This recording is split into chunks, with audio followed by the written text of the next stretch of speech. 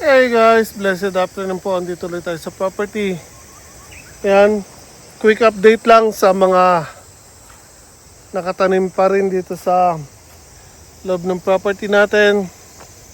So, remember doon tayo nagtanim ng sibuyas sa labas tsaka bawang. Tapos dito sa loob nagtanim tayo ng patatas, kamote. Dito nagtanim din ako ng sibuyas kaso inabot ng ulan, nabulok. So, sablay yung sibuyas ko sa loob. Tapos yan, nagpahabol na lang ako ng ampalaya, kamates, beans, talong, okra. Pero pang-personal na lang. Meron din tayo doon kangkong. Ito, kalabasa, pagtarim tayo. So, hindi na ako nagmas na tanim or nagtanim ng maramihan pambenta dahil nga nadismaya ako doon sa nangyari sa sibuyas. So, tinigil ko muna yung mga plano ko na magtanim ng maramihan. So, pinahinga ko lang yung isipan ko kasi na-stress ako dun sa nangyari sa sibuyas. Ayun, meron din pala tayo ditong mani. And sili. So, for the meanwhile, may ilang piraso lang tayo na tanim. Ito pang personal. Yung kamote, baka benta natin yung dahil marami yan. Yung kalabasa, hindi ko alam kung maraming ibubunga yun. Kahit malago siyang tingnan, nung sinilip ko, dalawa lang nakita ko na bunga. Kaya, hindi natin alam. So, pansamantala, ito yan, may nakukuha tayo ng mga pang-personal, pipino. Halos everyday nakakapitas na ako ng pipino. Itong ampalaya, now pa lang nagbubunga. And late na rin kasi ako nagtanim. Meron na maliliit. So, actually nawala na ako ng plano talaga na magtanim pa dito. Kaya nga lang, sayang ka ako yung lupa. Nakabakante lang, nakatahinga. Kaya, naisipan ko, magtanim na lang ako ng ilang piraso na gulay. Pero pang personal, hindi na pang benta. Kaya nagtanim tayo ng mga malimit natin ginagamit. Pino, kamatis. Ang palaya, nagpahabol na lang ako kesa bumili pa tayo dahil mamahal din ng kamatis.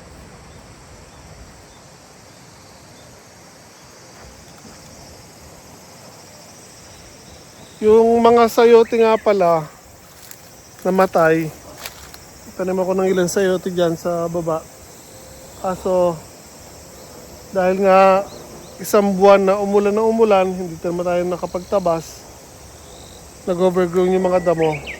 Suffocate sila, namatay yung mga sayote natin. Kaya hindi ko lang kung baka wala tayong sayote doon. Doon meron ako ng tanim, kaya nga lang pangit ng labas nila kaya hindi pa natin alam.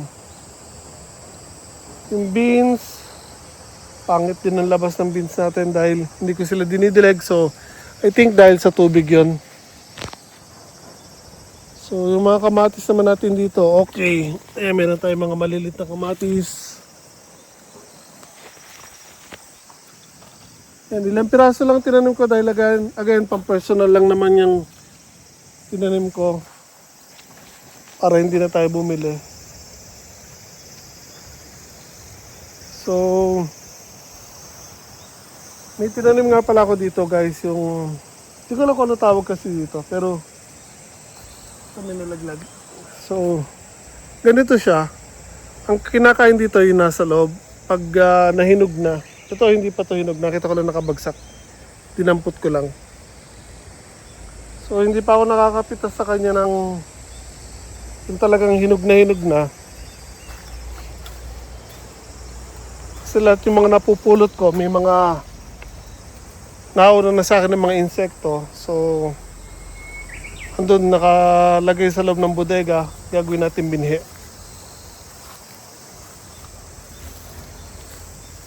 Baliktarin ko lang camera guys. So again, ito yung sinasabi ko. Ayun, parang may hinog na dito. So ganito siya guys. Kailangan to actually matuyong maigi. Tapos yung loob dyan ang kinakain nito. Ito pag hinog na siya, once na madry na tong coating niya, yung cover niya, ito magdidilaw maigi to. Tapos yan yung kinakain. Ang tamis niya guys. So yan, may ilang piraso ko na tanim dyan. Ito hindi pa to pwede, medyo hilaw pa to. Dapat sa dilaw na dilaw. So patutuyin pa natin to. Ito meron pa ako nakita isa. Ito pa isa. So dahil bumagsak na to, tatabi lang natin, hayaan lang natin matuyo. At mahinog pa masyado.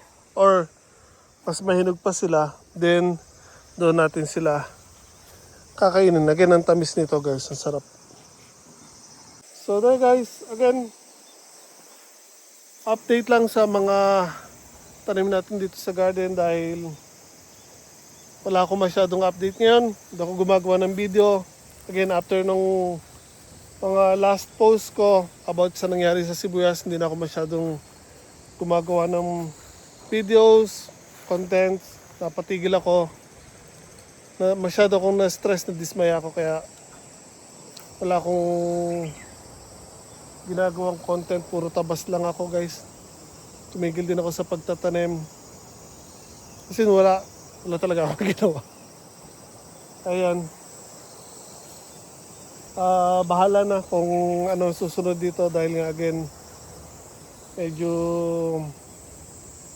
hindi pa rin maganda yung pakiramdam ko, kaya malalaman ko anong susunod na mangyayari guys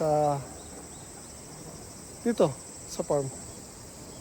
Pero for the meanwhile, ayan, patuloy pa rin tayo naglilinis. So again, meron tayong additional na lupa kaya hopefully umayos pa rin. So yun, update ko na lang kayo palagi guys